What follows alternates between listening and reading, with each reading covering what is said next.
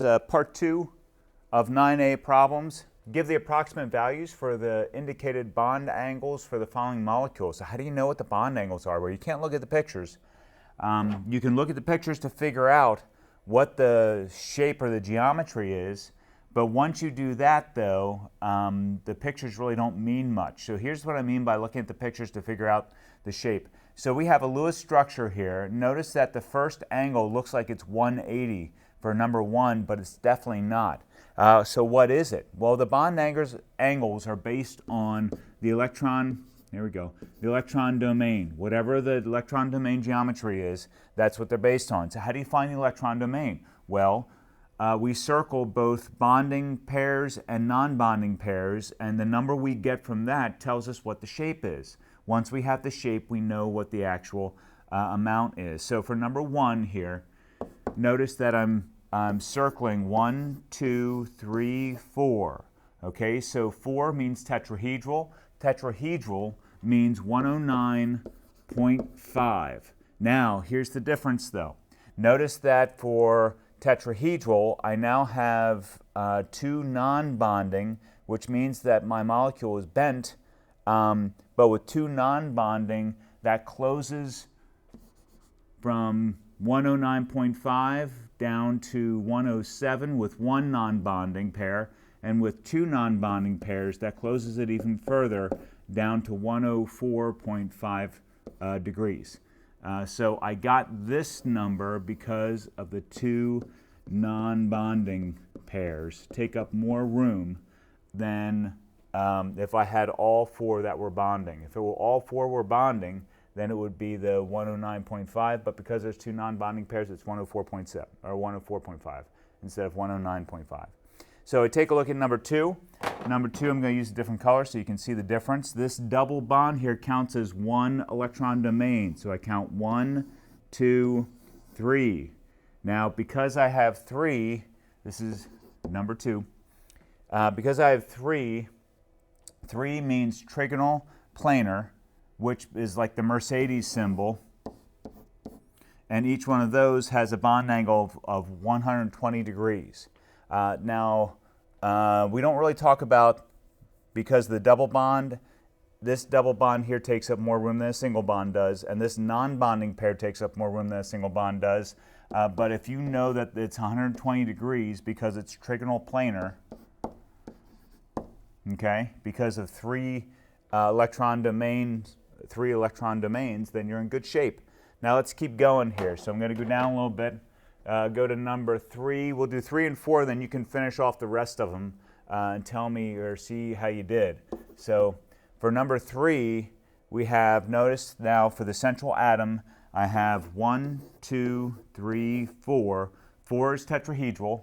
Okay, so if I have 4 bonds, and that's tetrahedral, that's 109.5 if there are no non-bonding, and it doesn't look like there are any non-bonding.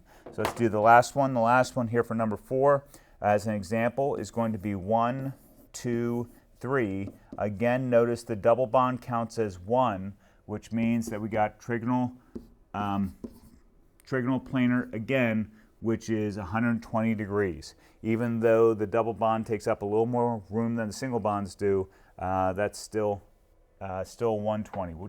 It's only really tetrahedral that we change from 109.5 to 107 to 104.5 when we have non-bonding pairs.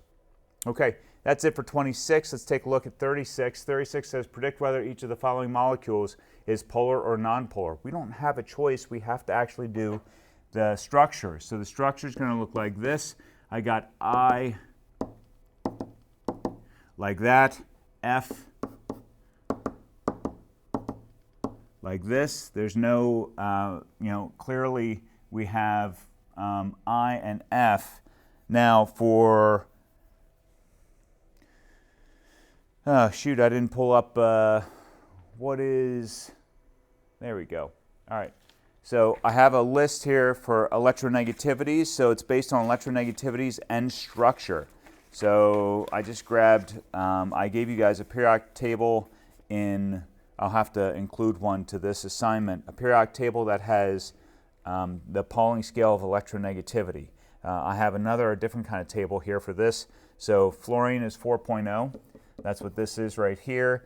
And iodine is number 53, so that's 2.7. So we have a polar bond. The dipole goes from the positive part to the more negative, points to the more negative, and we put the little positive thing on the end there like that. So that's what the dipole looks like. I don't know if it asks us, is it polar or non-polar? Because of the difference here, it's definitely a polar molecule. There's no symmetry here we need to worry about. Let's take a look at CS2. Looks like there's going to be what is C? C is carbon with a 2.6, this says, 2.6. I have, what I could do is I do the structure 1, 2, 3, 4, and I got 1, 2, 3, 4, 5, 6. And with the S, I'll put the S on the other side, and I'll do 1, 2, 3, 4, 5, 6. We got single bond, but that won't do it. So I got to do double bond, and now everything has an octet and everything's stable. Now that's going to look like this, S and S, like that. Okay, so there's my structure. Because my structure, I got 2.6 here. I also have for S, we're sulfur at 2.6, so this is going to be, it wouldn't matter what the shape of this would be, because these are so close together, this is going to be non-polar. So we know what we're talking about. That's non-polar. I think there are, how many do we have for this? Just this, are there any more? Nope. Okay. So that's it for that. So let's do another one. We might as well do, we have what, 5. We're going to leave 2 now. Yeah, I'm going to let you do the last 3, and I'll answer questions on those if you have questions. You have to write out the Lewis structure for each one to see if it's symmetrical. And if it is symmetrical, it doesn't matter what the electronegativities are, it's nonpolar.